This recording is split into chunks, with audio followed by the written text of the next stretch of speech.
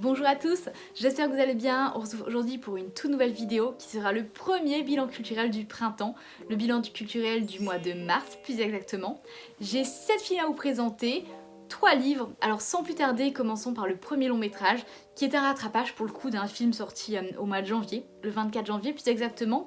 C'est un film inspiré d'une histoire vraie qui relate l'histoire d'une fratrie, de 4 frères plus exactement, dans le milieu du catch. C'est le film Iron Claw.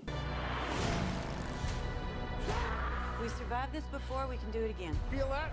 Feel that? That's pressure.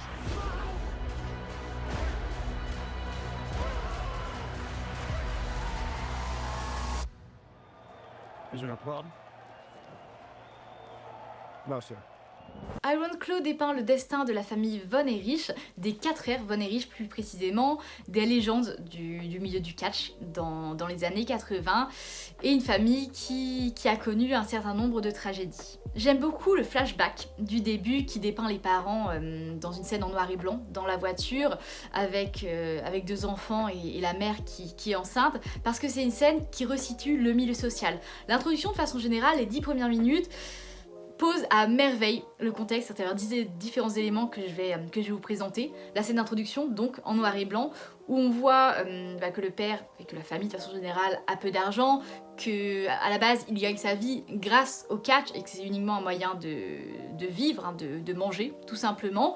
Et puis on arrive au présent, en fait on a une succession de plans sur leur maison, une succession de plans sur des objets qui permettent de resituer tout le chemin parcouru en fait depuis la scène d'introduction, depuis la première scène du film, mais aussi de dépeindre la situation familiale, la croix au mur qui montre qu'ils sont extrêmement croyants, la présence d'armes qui veut dire 2 choses, que à la fois on est dans un milieu qui est quand même très masculin, très viril, mais aussi qu'on est dans l'Amérique profonde, celle où les armes sont monnaie courante, mais aussi une vitrine avec des trophées, ce qui montre l'aspect victorieux de la famille sur le ring, ainsi que, et c'est là qu'on a les frères qui échangent ensemble pour la première fois, leur présence dans une pièce qui est leur chambre, avec plusieurs lits, et ce malgré leur âge assez avancé. Ils ont la vingtaine et ils dorment encore dans la même chambre, ce qui signifie plusieurs choses à la fois ou plusieurs choses en opposition, soit qu'ils sont pauvres, donc ils n'ont pas assez d'argent pour pouvoir se permettre d'acheter une nouvelle maison, soit aussi, ou bien d'ailleurs, de montrer l'osmose entre ces frères qui, malgré leur âge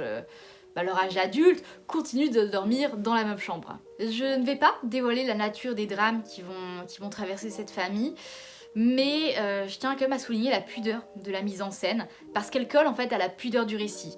Chez les Von Erich, on ne montre pas ses émotions, je vous le disais, on ne pleure pas. La famille va connaître une succession de moments tragiques, mais aucun de ces moments ne va être montré frontalement. Ça va toujours se passer hors champ, comme par exemple lorsque l'événement se passe et que la caméra elle va décider de se centrer sur un objet juste à côté en fait.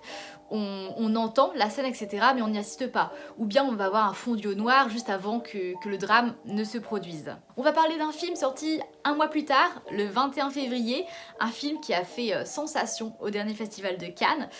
À mi-chemin entre le thriller et le film fantastique, on a Sleep de Jason Yu.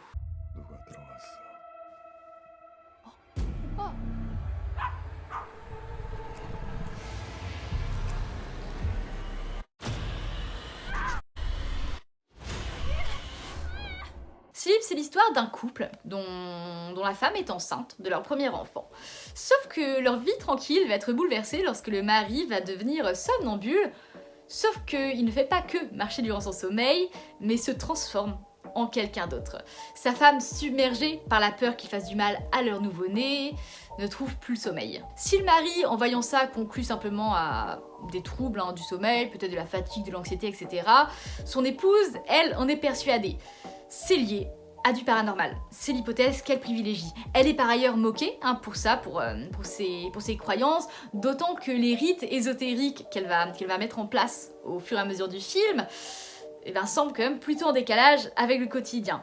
Un quotidien qui est on ne peut plus normal, il faut le dire. Et justement, c'est pour ça que l'atmosphère fonctionne aussi bien dans Sleep, parce qu'on a ce sentiment de réel. Le film, dans leur vie de tous les jours, en fait, lorsqu'il fait jour, montre des scènes banales. Elle qui prépare les repas, par exemple. Sauf que le soir venu, on retrouve le mari dans cette même cuisine qui mange de la viande crue dans son sommeil. Il doit bien avoir un problème, non. Et le lendemain, il y a la reprise du train-train quotidien, comme si de rien n'était. Sleep, c'est un film qui flirte sans cesse avec le fantastique, sans assumer un parti pris. Est-ce qu'il y a réellement un fantôme ou pas?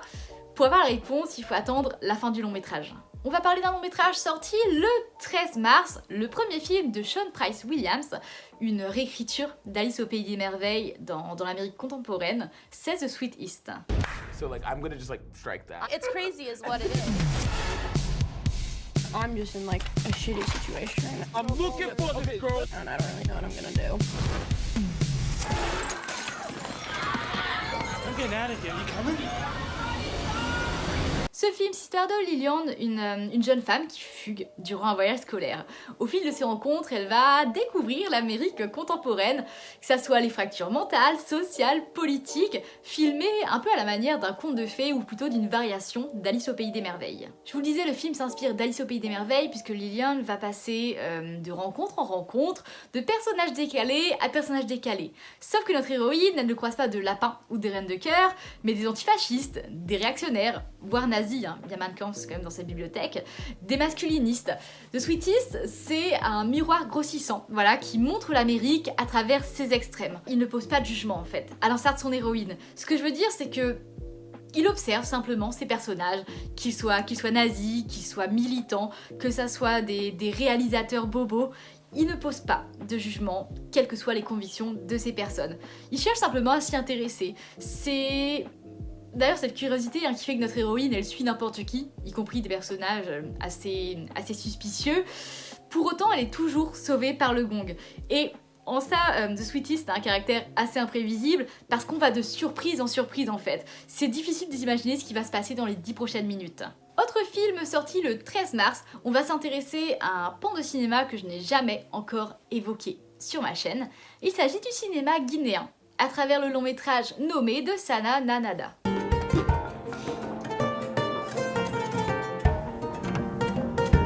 Pensa ter aberto isso no cancelo. Anta Guiné está preparado para essa abertura, né?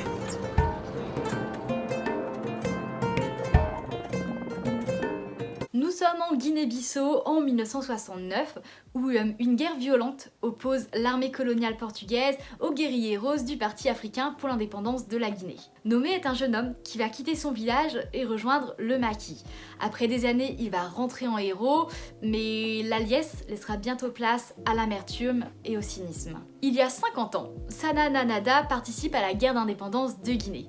Dans Nommé, il va venir ponctuer son film d'images de fiction. C'est un procédé qui est astucieux parce qu'en fait, outre sa valeur historique, évidemment le fait de montrer vraiment à l'écran des images réelles du conflit, ça permet aussi de montrer des éléments omis du scénario qui n'apparaissent pas dans la narration. La présence des Portugais par exemple, le décollage d'un hélicoptère, ce sont des choses qu'on ne voit pas dans le long métrage. Contrairement d'ailleurs à ce que le titre laisse penser, Nommé ne s'intéresse pas à un seul personnage, ne s'intéresse pas seulement au personnage de Nommé. A l'inverse, c'est plutôt un film choral. C'est-à-dire que si les personnages ne sont pas tous amenés à se croiser, chacun donne à voir un pan de la société guinéenne, que ce soit les traditions, le rapport aux esprits, la quête de la gloire, la vie au village. Tout au long de son film, Sana Nanada sonde la situation en Guinée-Bissau, que ça soit pendant et après la guerre.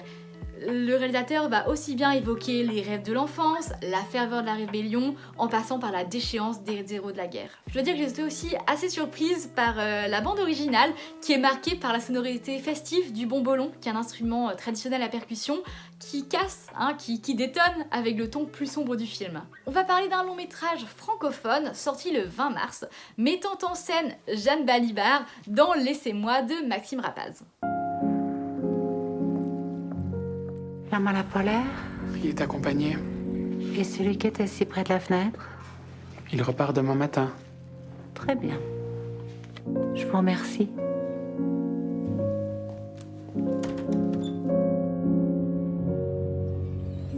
Chaque mardi, Claudine se rend dans un hôtel de montagne pour y fréquenter des hommes de passage. Sauf que lorsque l'un d'eux décide de prolonger son séjour avec elle, Claudine voit son quotidien bouleversé et se surprend à rêver d'une autre vie. Laissez-moi, c'est avant tout un portrait de femme, celui d'une cinquantenaire interprétée par l'élégante Jeanne Balibar qui tente de jongler entre ses désirs et son fils handicapé dont elle a la charge.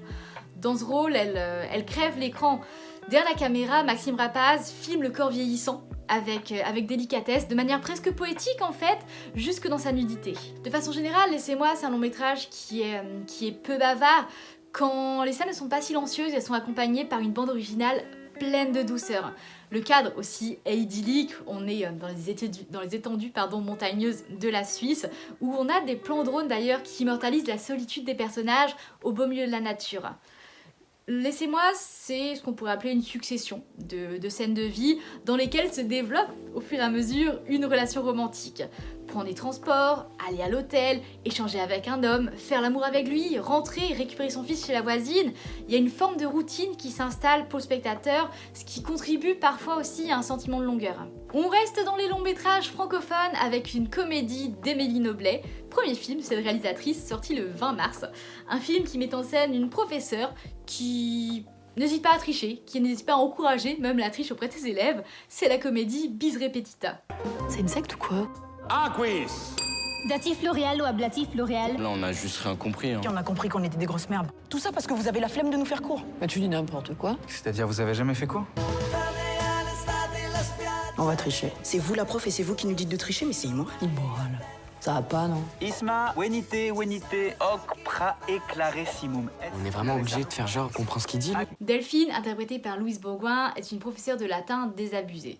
C'est pourquoi elle a décidé de passer un deal avec ses élèves. S'ils la laissent tranquille, elle leur met des bonnes notes.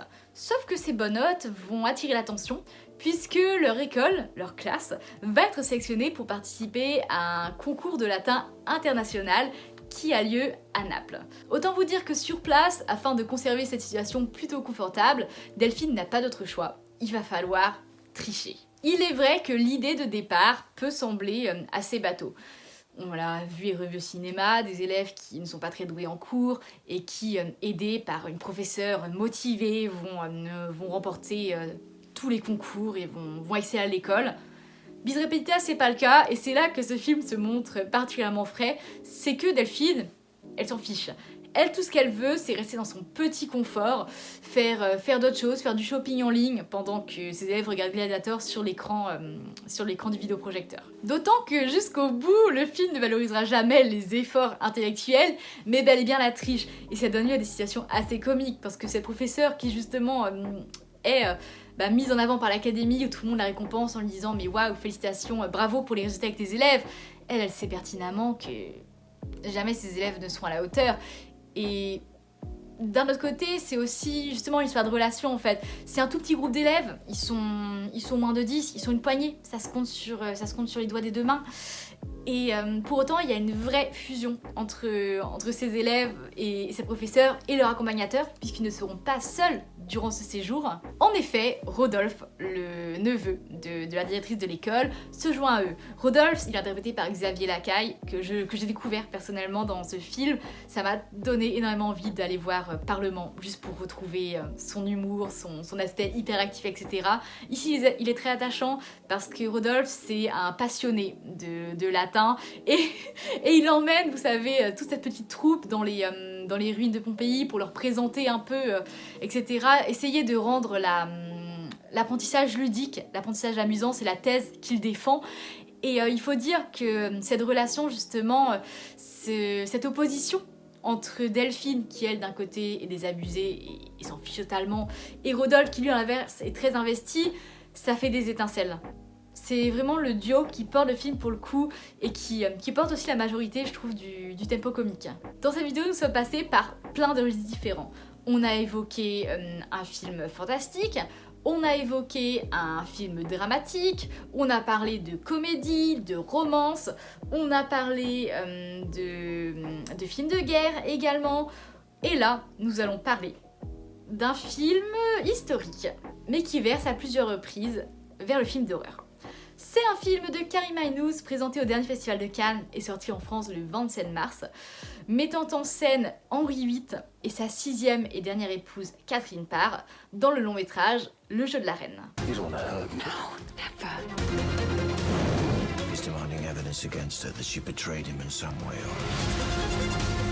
Such a lively mind that has led you too far. To become becoming extremely dangerous. No more lies, kid. What is the point of me being queen if I don't have the courage of my convictions? Jude Law est Henri VIII, roi tyrannique d'Angleterre qui est connu pour avoir fait décapiter plusieurs de ses épouses. Catherine Parr, interprétée par Alicia Vikander, est sa 6e et dernière épouse. Sauf qu'elle est soupçonnée d'aider la révolte, voilà, d'aider ceux qui s'opposent au pouvoir royal, si bien qu'elle va devoir ruser en fait pour conserver sa tête. J'ai du mal à rester sérieuse avec cette luminosité qui ne cesse de changer, le soleil qui part, qui revient, etc. Et donc je disais que tout le monde, que ça soit la cour, l'évêque et le roi lui-même, tente de lui tendre des pièges. Pièges qu'elle va devoir déjouer à l'aide de ses dames de compagnie. Ça aurait pu être un film historique très classique, raconter l'histoire de cette femme. Sauf qu'Harry Maynooth fait le choix d'un film féministe où cette femme en fait va devoir se battre littéralement pour conserver sa tête. D'ailleurs, à plusieurs reprises, le film verse dans l'horreur, à commencer par l'usage de la couleur rouge, la couleur du sang bien sûr, qui revient à plusieurs reprises dans les costumes, mais aussi par le monstre qu'est le personnage de Jude Law, Henri VIII, que ça soit par sa forte corpulence, il est extrêmement imposant, littéralement face à Catherine Parr, c'est un monstre, vraiment. Mais aussi, par exemple dans les scènes de sexe, hein, clairement quand il est allé sur elle, si vous voulez voir le fessier de Jude Law, sachez que c'est pas le film où il est le plus mis en valeur, clairement. Mais donc c'est un monstre, Jude Law, physiquement. Mais en plus, son personnage, Henri VIII, est un monstre dans ses manières. Parce que, je vous le disais, il a fait soit répudier ses précédentes épouses, soit décapiter. Il n'y en a qu'une seule qui est décédée par maladie.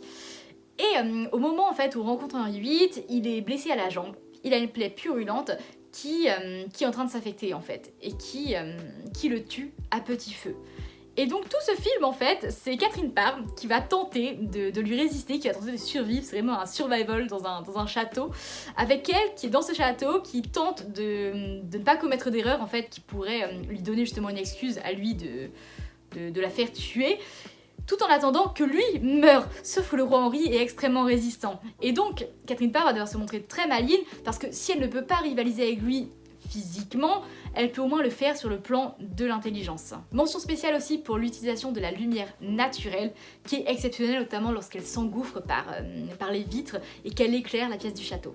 Nous allons passer à la catégorie littérature de cette vidéo, avec de l'histoire à nouveau, puisqu'il s'agit d'un essai où 4 historiens se sont rendus dans un certain parc à thème à succès, un parc dédié à l'histoire plus exactement, pour analyser les biais idéologiques que ce parc peut présenter.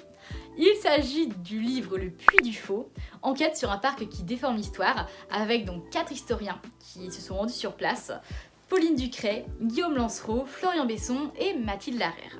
Je pense que je ne surprendrai personne en vous disant que Philippe de Villiers, le créateur du parc du Puy du Fou, est d'extrême droite. Il a par ailleurs dit en interview, il n'a jamais réussi à faire passer autant d'idées que par son parc. Parce que la culture, oui, c'est un fabuleux moyen pour faire passer des idées, que ça soit par le cinéma, par la littérature, par l'art ou par le spectacle vivant. Sauf qu'au Puy du Fou, les valeurs défendues, les idées défendues sont des idées plutôt réactionnaires. Et donc nos 4 historiens, donc on a une antiquisante, un médiéviste, un moderniste, ainsi qu'une contemporanéiste, essayez de le dire vous-même, qui donc se sont rendus au parc et ont vu les spectacles, mais ils ont aussi scruté les boutiques souvenirs, les menus, les animations proposées, ainsi que les hôtels, afin de proposer une analyse aussi large que possible en fait du parc. Comme ils le disent, côté technique, il n'y a rien à reprocher. Le Puy du Fou, c'est du grand spectacle. Sauf qu'une fois qu'on va creuser dans les spectacles, c'est beaucoup plus problématique. Des heures historiques, des personnages qui se côtoient alors que l'un est décédé, ou en tout cas l'un est emprisonné. Ils ne sont pas supposés se croiser à cette période-là, mais de façon plus générale, vous prenez n'importe quel spectacle du Puy du Fou, réellement, le schéma est toujours le même. Les gentils, ce sont les Français, les méchants, ce sont les étrangers, le sauveur, c'est toujours le sacré en fait, la religion. Le secret de la lance par exemple. Le château de la gentille Marguerite est attaqué par les Anglais, c'est la lance magique de Jeanne d'Arc qui aurait été donnée par l'archange Saint-Michel qui sauve le château. Le signe du triomphe. Des gentils chrétiens sont jetés dans l'arène, les méchants romains veulent les tuer. Heureusement, lorsque Soline, désolée j'avais avalé son nom, lorsque Soline est confrontée aux fauves, les fauves ne l'attaquent pas comme par magie. En réalité, c'est bien évidemment son aura sacrée qui la protège de ces fauves. Les Vikings. C'est un gentil village français qui se fait attaquer par des Vikings, mais la Vierge fait arrêter les combats, au point d'ailleurs de réussir à faire se convertir les Vikings au catholicisme. Si je vous montre ça, c'est parce que y a plein de gens qui essayent de déjouer justement les critiques faites au Puy du Fou en disant oui, mais ce parc c'est avant tout du spectacle. Et bien sûr, je veux dire, en termes de divertissement, moi pour avoir été au Puy du Fou à de nombreuses reprises par le passé, je me suis rendue 5 ou 6 fois, beaucoup moins ces dernières années, hein. Je pense que voilà, vous avez bien vu que c'est plus forcément très compatible avec mes croyances actuelles. Évidemment, en termes de spectacle, c'est immense, c'est grandiose ce que Philippe de Villiers est parvenu à créer. Sauf que le problème, c'est pas là, c'est pas dans l'absence de vérification dans les faits, c'est pas dans les manquements de l'histoire, clairement, dans les omissions qui peuvent être faites dans les spectacles ou bien dans les erreurs historiques. Parce qu'évidemment, le parc ne prétend pas faire un travail d'historien. Mais là où ça pose problème, c'est qu'en fait, à travers plein de petits détails, y compris les menus du parc, Philippe de Villiers, il distille ses idéaux. Je vais être honnête avec vous, je sais par avance que les commentaires ne vont pas être tendres après que j'ai parlé de cet ouvrage, parce qu'en fait, par le passé, j'ai déjà fait une vidéo sur le roman national au Puy du Fou, et j'étais victime de cyberharcèlement, d'insultes que je n'ose même pas prononcer face à vous, vraiment.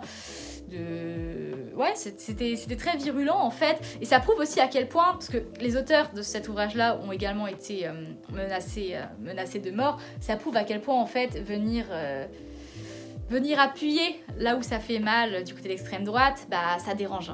On va continuer de parler de religion pour le coup, avec une religion antique, puisque nous allons parler de deux réécritures de mythes grecs, Circé de Madeline Miller et Thésée d'André Gide.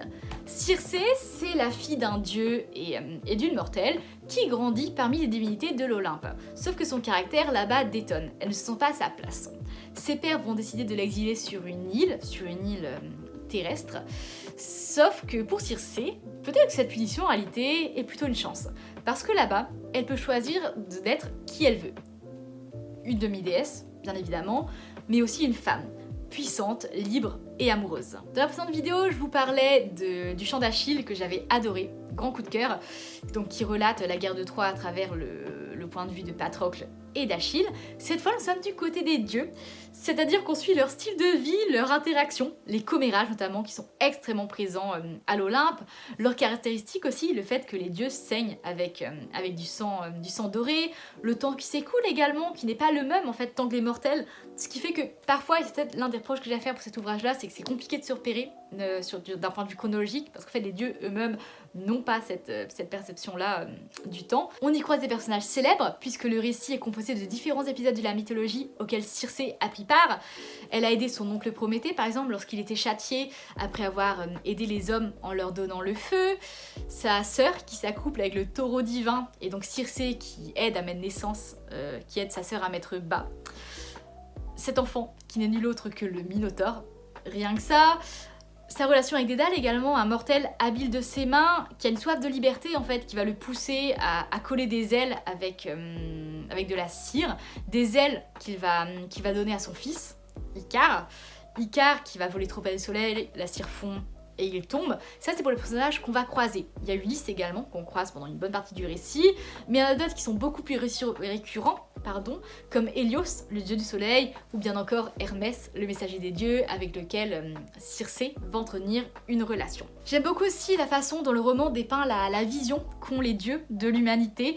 Pour eux, ce sont simplement des jouets, clairement. Hein. Il y a cette scène de commérage où l'oncle de Circé et Apollon se disputent, un jeune homme mortel. Et l'oncle de Circé, pour embêter Apollon, va décider de tuer le jeune homme. En fait, à leurs yeux, les hommes, ce sont simplement des joujoux, des gens avec qui ils peuvent jouer, et dont la mortalité importe peu. De toute manière, le rapport à l'homme, il est au cœur du récit. Ça commence par Prométhée, évidemment, qui a donc aidé les hommes en leur donnant le feu et qui a été châtié pour ça. C'est Circé qui va tomber amoureuse, puis qui va avoir le cœur brisé et va finir par se méfier des hommes. C'est aussi la crainte de nouer des relations avec eux, que ce soit en termes d'amitié, en termes d'amour, parce que la vie de l'homme est temporaire, là où Circé ne vieillit pas. D'ailleurs, pour ces hommes, en fait, Circé va représenter toute leur vie. Voilà, ils vont passer une grande partie de leur vie avec Circé. Mais en fait, pour Circé, c'est fugace. C'est un seul instant. C'est c'est quelques années à peine dans une vie d'immortel. Comme elle le dit, je reprends la citation de l'ouvrage, tout cela ne représenterait qu'un instant fugace. Ils se flétriraient, je brûlerais leur corps, puis je regarderais les souvenirs que j'avais d'eux jaunir et pâlir au cours du flot sans fin des siècles. Pour elle, ce n'est qu'un instant, là où pour les hommes, c'est une vie entière. Et on va rester dans l'introspection avec Thésée d'André Gide, qui revient donc sur le mythe de Thésée. Thésée, c'est l'homme qui a vaincu le Minotaure en se rendant dans le labyrinthe dans lequel il était enfermé. Pour vous resituer un peu, parce que je vous ai parlé de Dédale, etc. et du Minotaure, en fait, la sœur de Circé s'est accouplée avec le taureau divin.